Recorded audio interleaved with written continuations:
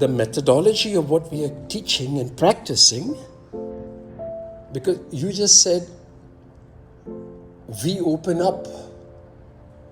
We don't open up anything. We just have a methodology to go from element of earth called Prithvi Mata to the element of space, the space dimension. It's called Akasha Tattva. And alignment precisely takes you from the peripheral nervous system to the central nervous system to reach that which is autonomic. Example, your breathing. That's the first time you get regulation over the autonomic nervous system, when you interface from the physicality of the body while keeping the body still. Why still? Because Buddha, who came to 500 years before Christ, did the same thing. He did not move. He sat below the peepal tree in northern India. I think it was Sarnath. Then he gave his first discourse in Bodh Gaya.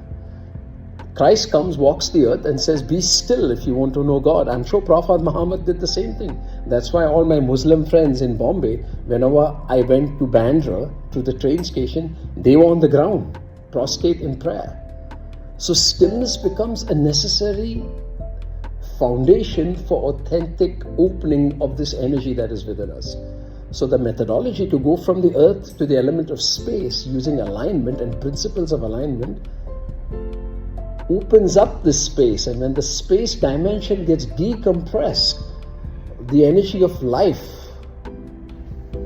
you don't have to look outside for it. The divine lives in each one of us. The Swarupa, the dimension that it takes in form is different. For the Muslims, for the Hindus, the Christians, the Parsis, for Judaism, everybody has a different way to get to it, but it's all one. And if you say, what is the source of yoga practice? It is to connect to that authentic oneness. That oneness is the light. Authentic oneness.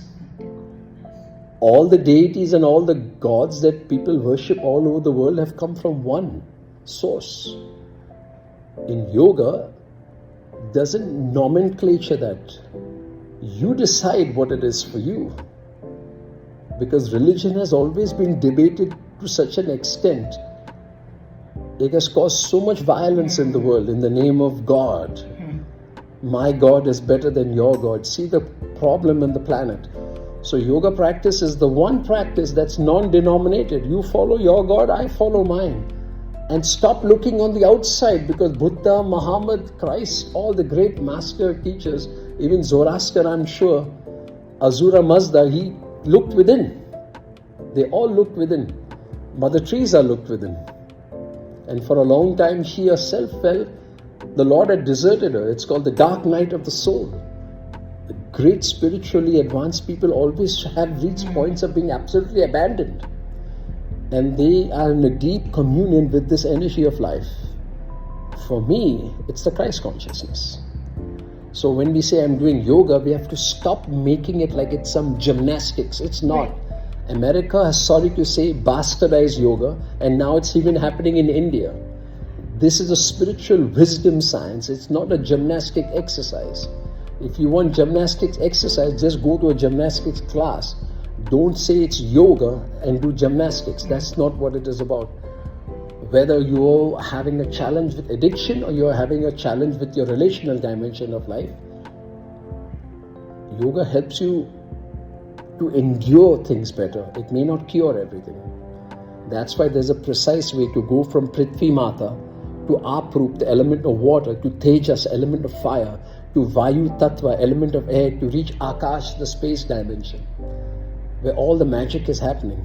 Where is that? It's in the cells. So it's deeply connected to a scientific approach to healing. That's the intercellular and intracellular spaces in the cells. There's life in every breath. And as we pay attention, you start to see that the breath dimension brings you closer to that what we are all seeking. Joy. Call it happiness if you want, but that's more external. A sense of love and a deep sense of being fulfilled. Very few people have that. with all the advancements of technologies and all the stuff we have, this is missing on planet Earth. It's very evident. It's missing in people's individual lives. For this, we should take up yoga practice. Namaskar.